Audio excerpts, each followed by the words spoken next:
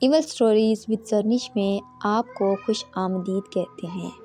ہم آپ تک وہ کہانیاں لاتے ہیں جو اصل واقعات پر مبنی ہوتی ہیں، جنہیں سن کر آپ کا دل دھک اٹھتا ہے۔ ہم جن چڑیل اور خوفناک احساس سے جڑی ہوئی کہانیاں نریٹ کرتے ہیں جو آپ کے ہوش اڑا دیں گے۔ تو بنا وقت ضائع کیے چلتے ہیں اپنی کہانی کی طرف۔ میرا نام اقبال ہے اور میں ایک فوریسٹ رینجر ہوں۔ جنگل میری زندگی ہے، لیکن یہ کہانی میری زندگی کا وہ واقعہ ہے جو ہر وقت میری یادوں میں شور مچاتا ہے۔ یہ بات 2019 کی ہے، جب مجھے اور میرے سینئر اکرم صاحب کو ایک چھوٹی سی ڈیوٹی پر بھیجا گیا تھا۔ سوات کے قریب ایک جنگل تھا جو کہلاتا تھا اندھیری جنگل۔ وہاں کے لوکلز کے مطابق اس جنگل میں عجیب و غریب واقعات ہوتے ہیں اور رات کے وقت کوئی اس میں جانے کی ہمت نہیں کرتا۔ ہمیں وہاں اس لیے بھیجا گیا تھا کیونکہ کچھ لوگ کہہ رہے تھے کہ جنگل کے اندر سے رات کے وقت چیخیں سنائی دیتی ہیں۔ یہ آواز اتنی خوفناک ہوتی ہے کہ گاؤں کے لوگ رات کے وقت اپنے گھروں کے دروازے لاک کر لیتے ہیں۔ ہم نے سوچا کہ شاید یہ جانوروں کا کام ہوگا یا کچھ شکاریوں کی شرارت، اس لیے ہم اپنے اکوپمنٹ لے کر جنگل کی طرف نکل گئے۔ رات کے 8 بجے کا وقت تھا جب ہم نے جنگل کے اندر داخل ہونے کا فیصلہ کیا۔ اکرم صاحب نے مجھے کہا، اقبال، ٹارچز اور ویپنز کو چیک کر لو، اندھیرا زیادہ ہے اور ہمیں ہر چیز کا سامنا کرنا پڑ سکتا ہے۔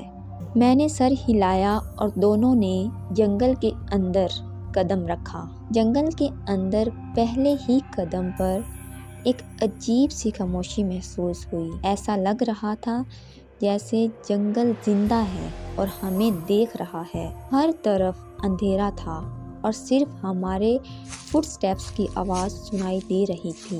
کبھی کبھی کوئی چھوٹی سی آواز سنائی دیتی جیسے کوئی پتا گر رہا ہو، لیکن ہر آواز اتنی زیادہ خوفناک لگتی کہ دل دھڑکنے لگتا۔ چلتے چلتے ہمیں ایک پرانی اور ٹوٹی پھوٹی جھونپڑی ملی۔ اکرم صاحب نے کہا، لگتا ہے یہ کسی شکاری کی جگہ تھی، چلو اسے دیکھتے ہیں۔ جب ہم اندر گئے تو وہاں ایک پرانی تصویر لگی تھی۔ تصویر میں ایک عورت تھی جو بالکل کالے کپڑوں میں تھی۔ اس کا چہرہ دھندلا تھا، لیکن اس کی آنکھوں میں ایک عجیب سی طاقت تھی۔ اچانک مجھے لگا کہ وہ تصویر مجھے گھور رہی ہے۔ رات کے 12 بج رہے تھے جب ہم نے ڈیسائیڈ کیا کہ اب واپس چلتے ہیں، لیکن واپس جاتے وقت ہمیں کسی کے چلنے کی آواز سنائی دی۔ پہلے ہم نے سوچا کہ یہ ہمارا وہم ہوگا، لیکن جب آواز بڑھنے لگی تو ہمیں سمجھ نہیں آیا کہ کیا کریں۔ اکرم صاحب نے کہا، چپ رہو اور اپنے آپ کو سنبھالو، دیکھتے ہیں کہ یہ آواز کس کی ہے۔ جب ہم نے ٹارچ اس ڈائریکشن میں لگائی تو وہاں کوئی نہیں تھا، لیکن مٹی پر ایک بڑے پاؤں کا نشان تھا۔ یہ نشان انسانی پاؤں کا تھا، لیکن اس کا سائز اتنا بڑا تھا کہ سمجھنا مشکل تھا کہ یہ کس کا ہو سکتا ہے۔ اکرم صاحب نے کہا، یہ شاید جانور ہو، چلو جلدی نکلتے ہیں۔ ہم دونوں تیزی سے واپس اپنے کیمپ کی طرف بڑھنے لگے، لیکن ہر وقت ایسا لگ رہا تھا کہ کوئی ہمیں دیکھ رہا ہے۔